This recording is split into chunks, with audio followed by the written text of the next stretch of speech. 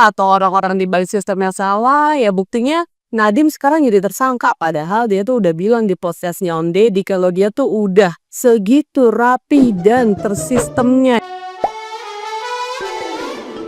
Kejaksaan Agung resmi menetapkan Nadiem Makarim, mantan Menteri Pendidikan, Kebudayaan, Riset, dan Teknologi sebagai tersangka dalam kasus dugaan korupsi pengadaan Chromebook senilai hampir 2 triliun rupiah. Penetapan ini diumumkan pada Kamis 4 September 2025 setelah serangkaian pemeriksaan sejak Juni hingga awal September.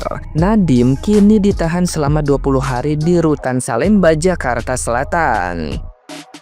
Kasus ini bermula dari program digitalisasi sekolah yang awalnya dirancang sebagai terobosan di masa pandemi. Namun kemudian diduga syarat penyimpangan hingga menimbulkan kerugian negara yang fantastis. Skandal ini langsung menggemparkan publik karena melibatkan sosok yang dikenal sebagai pendiri Gojek dan tokoh sukses dunia startup. Netizen yang budiman bereaksi beragam. Sebagian mengekspresikan kesedihan karena figur yang dulu dikagumi kini tersandung hukum. Sementara lainnya menduga Nadiem dijebak atau dijadikan tumbal politik. Banyak juga yang menyoroti ironi perjalanan karirnya dari pengusaha cemerlang hingga terjerat kasus besar. Nah, gimana nih menurut netizen yang terhormat? Silahkan berkomentar ya. Nadiem Makarim akhirnya tersangka kasus korupsi pengadaan laptop. Akhirnya Kejagung Saudara memutuskan Nadiem Makarim, Menteri Pendidikan dan juga Gojek sebagai pelaku korupsi pengadaan laptop atau Chromebook, teman-teman. Gimana? Kalian berbahagia? Ucapin dong terima kasih kepada Kejagung. Menteri Pendidikan sebagai tersangka dugaan korupsi pengadaan laptop. Aduh, pantes ya. Ada beberapa orang tuh oknum gitu kan, demen banget bersusah payah berjuang mati-matian untuk duduk di kursi pemerintahan. Mungkin ya salah satunya tujuannya adalah ini ya, oknum ya. Buset deh, shock bener-bener shock. Nadiem ditumbalkan atau memang benar dia korupsi? Gue sih sebenarnya salah satu orang yang dari kemarin itu nggak yakin banget ya kalau misalkan Nadiem Makarim itu korupsi, karena dia kan pendirinya Gojek, hartanya pun udah triliunan. Ngapain gitu dia korupsi? Emang duit dibawa mati apa? Emang mau lu beli apa kunci surga ya? Emang ada yang jual juga? Gila gue bilang. Tapi ya udah jadi tersangka, berarti kan buktinya udah kuat kan. Tapi kalau misalkan Nadiem nggak bersalah, orang kayak Nadiem nggak bakalan diem aja. Pasti dia melakukan perlawanan. Gue bakalan menunggu banget sih episode-episodenya Nadiem nih. Dia bener-bener bakalan jadi terdakwa atau enggak, gue sangat menantikan sih. Tapi kalau misalkan nanti Nadiem jadi terdakwa dengan bukti yang sangat meyakinkan, ayo kita suarakan supaya Nadiem dan Noel jadi koruptor pertama yang dihukum mati. Dan hukuman matinya tuh jangan digantung, jangan ditembak gitu ya. Kalau perlu kita hire beberapa psikopat dan kita berikan tuh fasilitasnya tuh, alat-alatnya untuk manusia gitu ya. Terus dimasukkan ke ruangan transparan supaya rakyat itu bisa melihat psikopat ini gimana caranya menghabisi si Noel dan Nadiem Makarim.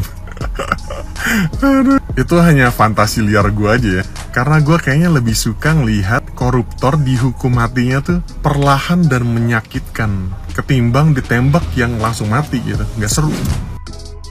Kadang ya udah jalan benar aja masih bisa ditabrak sama orang. Naik motor udah ngikutin peraturan tuh masih aja bisa ditabrak sama orang. Misal ngomongin regulasi dan sistem, kita tuh udah berusaha yang ngerjain aparat tuh sesuai SOP ya kan. Kerja jam 8 pagi pulang jam 5 sore, lunch pop in, clock out ya kan. Sama halnya nih kalau kayak di pemerintahan, semua tuh udah tersistem. Pengadaan itu juga sama. Kayak gue nih vendor ya, gue nggak bisa sembarangan pengen propose apa-apa tuh supaya kerjaannya dikerjain sama kita vendor tuh nggak bisa kan, mereka akan filik, kita pitching dan lain-lain, semua tuh udah tersistem secara rapih ya kan.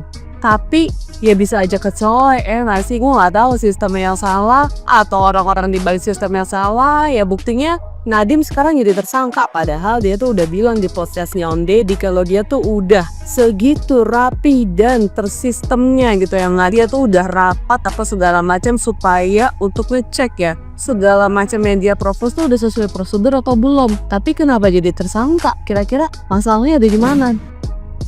Wah, gila sih, Nadiem Makarim terbukti melakukan tindakan korupsi kerugian negara sampai 1.980 miliar gokil. Udah bener-bener jadi CEO Gojek malah terjun ke pemerintahan. Dia jadi kayak gini.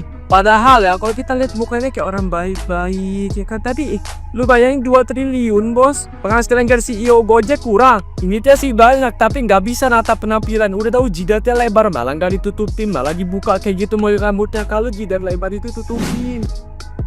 Nadiem Makarim, Menteri Pendidikan periode lalu, periodenya Pak Jokowi, ditetapkan tersangka oleh Kejaksaan Agung hari ini diduga melakukan tindakan korupsi dalam pengadaan laptop Chromebook senilai sekitar 1,9 triliun. Gila ya, di Indonesia ini apa ya kayaknya yang gak dikorupsi? Pendidikan, kuota haji, Pertamina, bantuan sosial. Gimana kita mau menyaingi negara Cina yang udah sekeren itu?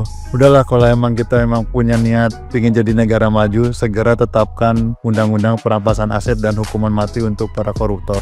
Kalau nggak gitu omong kosong kayaknya, si bajingan-bajingan koruptor itu nggak bakalan takut atau kapok. Ayo Pak Prabowo, cepetin Pak. Nadiem Makarim jadi tersangka kasus dugaan korupsi pengadaan laptop Kemendikbudristek senilai 9,9 triliun. Ya Allah, seperti dugaan awal saya dulu, beritanya lagi naik-naiknya kalau Pak Nadiem Makarim pasti jadi tersangka. Ya Allah, terbukti Pak Nadiem dulu enak-enak jadi Gojek, bos Gojek. Kenapa jadi menteri? Akhirnya apa? Dijebloskan ke penjara nanti. Makanya Pak, jangan korupsi, duit Bapak lo banyak. Ngapain sih korupsi? Atau ada yang nyuruh? Atau setoran? Kalau setoran kira-kira setor ke siapa Pak? Kalian pasti nggak nyangka kalau Bapak Nadiem Makarim orangnya sudah kaya, lugu, berwibawa, ternyata juga korup juga ya. Pak Nadiem Makarim tersangka. Sabar Pak ya, Bapak tidak boleh kena sendirian. Bapak harus gigit-gigit yang nyuruh Bapak. Atasan Bapak juga digigit, walaupun itu yang digigit Bapak Jo. Udah dulu ya, kontennya segini aja. Bahaya. Lagi-lagi kasus korupsi lagi guys. Di Indonesia ini emang gak bakalan habis-habisnya kasus korupsi. Ini sekarang dari ex-Mendikbudristek Nadiem Makarim sekarang ditetapkan sebagai tersangka kasus korupsi pengadaan laptop tahun 2019 sampai 2024. Nadiem sebelumnya sudah 3 kali diperiksa sebagai saksi. Pertama kali ia dimintai keterangan 12 jam pada 23 Juni lalu. Dalam kasus ini, Kejagung menduga ada korupsi pada proyek pengadaan Chromebook senilai 9,9 triliun untuk sekolah SD, SMP, hingga SMA sejak 2020. Tim pengadaan awalnya merekomendasikan laptop berbasis Windows, tapi kemudian diganti dengan Chromebook. Pergantian ini diduga tidak sesuai kebutuhan. Bahkan ada indikasi persangkongkolan dan mupakatan jahat guys. Jadi menurut kalian gimana guys nih? Sekarang ada kasus korupsi lagi senilai 9,9 triliun guys di Indonesia. Nadiem Makarim ditetapkan jadi tersangka. Kejagung sebut korupsi laptop rugikan negara 1,98 triliun. Oke, lagi dan lagi. Kayak udah terbiasa aja nih kejadian korupsi besar ya di Indonesia ini.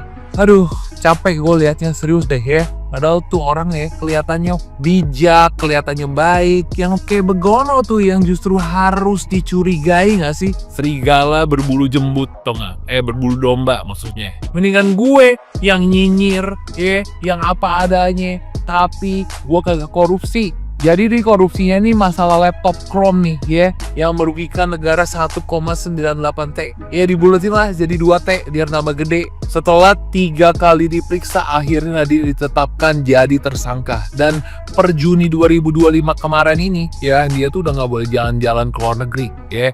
Emang pai nih emang, tau nggak? Bayangin aja coba ya, gimana kita mau maju ya, gimana pendidikan mau maju kalau kayak begini aja nih ya, dikorupsiin juga gitu. Emang udah mendarah daging ya, udah bener lu tau nggak, tadi ya jadi CEO Gojek pindah-pindah lu ke apa namanya, kementerian segala, lu tau nggak, ngerugiin aja lu bangke.